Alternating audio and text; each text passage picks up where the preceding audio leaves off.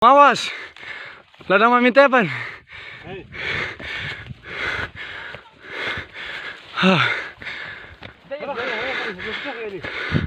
Gula kutro.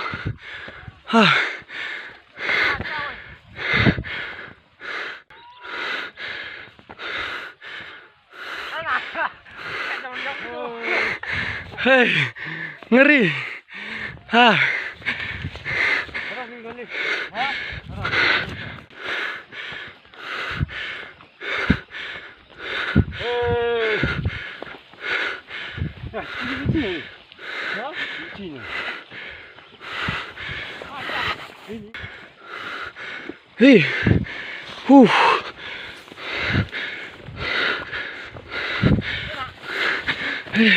saya cuma Bang Salman.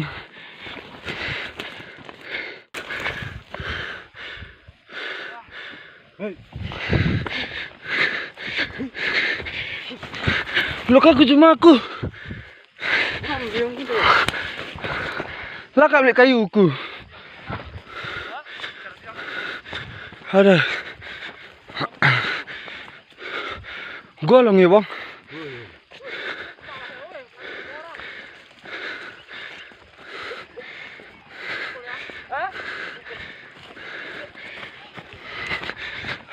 Capek, Cok. Ladang meminta pelan. Apa sebenarnya hasil pemeriksaan awal kita? Terima kasih Mas Yayat ya sama teman-teman di sini. Nah, terima kasih pemirsa. Sebagaimana udah kami sampaikan terdahulu di awal, sebenarnya ketika kita merescue orangutan ini kita sedikit agak lega ya, karena tidak terlalu banyak luka di luar. Dari pengamatan sepintas dokter kita, dia hanya ada luka di jari, yaitu tangan, terus ada sedikit di kepala yang bekas berdarah, mungkin dia ada goresan atau apa gitu ya. Nah, oleh karenanya itu oleh dokter waktu penanganan pertama di puskesmas ditemukan itu langsung dikasih vitamin dan suntikan untuk penguat dan peredaran rasa sakit.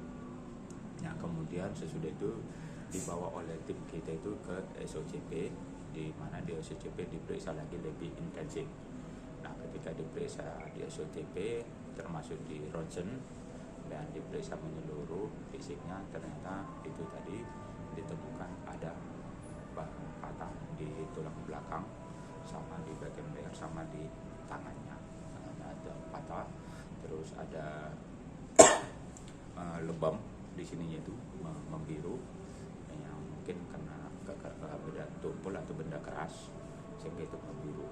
Nah, kemudian dari situ kawan-kawan dikasih infus vitamin termasuk hal-hal yang diperlukan dalam hal perawatan.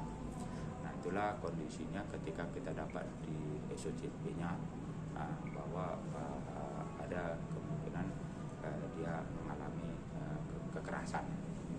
Kemudian berjalannya waktu, sebenarnya ketika hari Sabtu saya sudah ada perawatan itu sekitar jam 2 dan jam 3 sore itu dia udah sadar pulih, udah sadar ya, bukan pulih, udah sadar, terus dia udah mulai bergerak, terus dia udah mulai mencoba makanan di kandang perawatan itu, di tempat perawatan yang bukan di kandang, jadi di perawatan itu udah mencoba makan buah.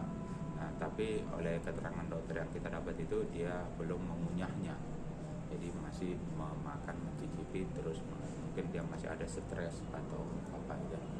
Nah, berjalannya waktu, kemudian pada hari Minggu itu sesudah 1 hari sebelumnya itu saya sudah perawatan 1 hari, Minggu dia pada sore hari jam 5 itu mengalami gangguan pernapasan. Terus dilakukan penanganan intensif sama tim dokter dan kru, tapi dikasih bantuan pernapasan juga, terus dikasih juga pengobatan, tapi dalam waktu penanganan itu juga dia nggak terselamatkan, akhirnya dia meninggal dan mati di kemudian. Untuk mencegah peristiwa pengamanan oleh warga lagi, Pak, karena dalam status konflik ke depan langkah BKSDA Sumatera seperti apa? Jadi ini ya, yang pertamanya itu kan kita harus melihat kekerasan itu apakah dia itu dari pohon atau kekerasan sentuhan dari manusia, kita belum tahu. Makanya langkah pertama kami itu adalah menginvestigasi. Kalau kita menginvestigasi ini, semoga kita harapkan kerjasama dari warga, memberitahukan kita apa hal-hal yang terkait, kayak mana itu kondisinya, kayak mana awal kejadiannya, dan bagaimana sebenarnya hubungan masyarakat dengan orangutan selama ini. Baru kita bisa melakukan apa langkah intervensi kita. Contohnya, ini hipotesa ya, kemungkinan kedua. Kalau memang itu probability-nya bahwa sering berjumpa, maka masyarakatnya harus kita edukasi bagaimana tindakan pertama untuk handling kalau ada orangutan dijumpai, kan gitu. Tapi kalau dia contohnya ada hal-hal yang lain, contohnya terkait memang perubahan atau apa, maka harus ada intervensi kayak mana merehabilitasi habitat orangutannya. Atau mungkin hasil investigasi ternyata mungkin orangutannya itu suka buah-buah masyarakat, mungkin akan kita perkaya buah di kawasan hutan kita menjadi kebun pakan atau apa, sehingga orangutannya nggak perlu ngambil buah dari masyarakat. Nah itu kan tapi nanti hasil investigasi, banyak hal yang harus kita pelajari sebelum kami jawab apa namanya. Tapi ya satu yang pasti kita akan mengajak masyarakat untuk memiliki awareness yang sama dengan kita. Dan kita ingatkan lagi masyarakat, orang hutan tempatnya di hutan, dan biarlah itu ditangani oleh yang profesional, jangan mengambil penanganan sendiri gitu.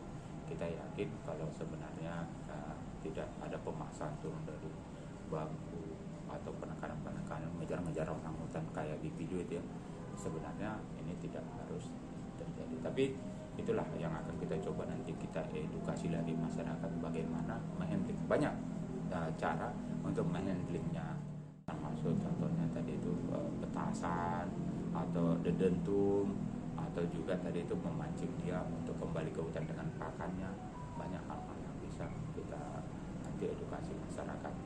Ya, kemudian yang kedua, kalau sudah kita kedua, mungkin kedepannya juga kami memerlukan satu tim di sana nanti yang secara khusus untuk wilayah Karo dan Pak pakai situ Pak untuk tim konflik kita. Sebenarnya kita ada tim konflik juga yang di Sidikalang sering menangani konflik satwa juga seperti beruang madu, terenggiling dan lain-lainnya. Mungkin nanti akan kita bentuk situ masyarakat mitra polhut kita, ya di mana masyarakat juga bisa melakukan edukasi dan pendekatan yang lebih persuasif.